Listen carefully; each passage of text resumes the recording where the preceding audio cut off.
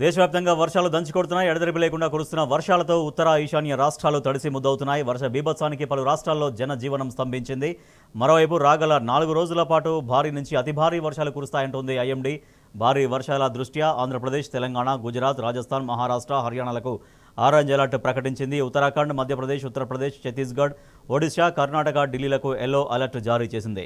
ఇటు అరుణాచల్ ప్రదేశ్, నాగాలాండ్, మణిపూర్, మిజోరాం, త్రిపురలో కూడా భారీ వర్షాలు కురుస్తాయని తెలిపింది వాతావరణ శాఖ.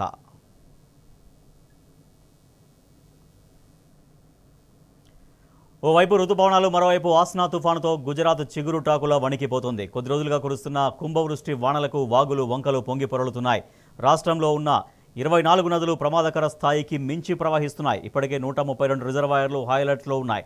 భారీ వర్షాలతో సూరత్, అహ్మదాబాద్, రాజ్కోట్, గిరి సోమనాథ్, భుజ్, వాపి, భరూచ్, వల్సాద్ జిల్లాలో నీట మునిగాయి.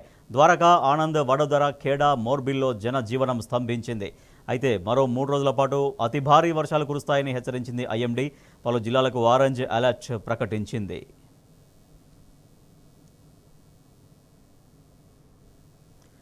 హర్యానాను భారీ వర్షాలు ముంచెత్తుతున్నాయి. భారీ వర్షాలతో గురుగ్రామ్, కురుక్షేత్ర, అంబాలా, యమునా నగర్, పంచకుల జిల్లాలు జల దిగ్బంధంలో చిక్కుకున్నాయి.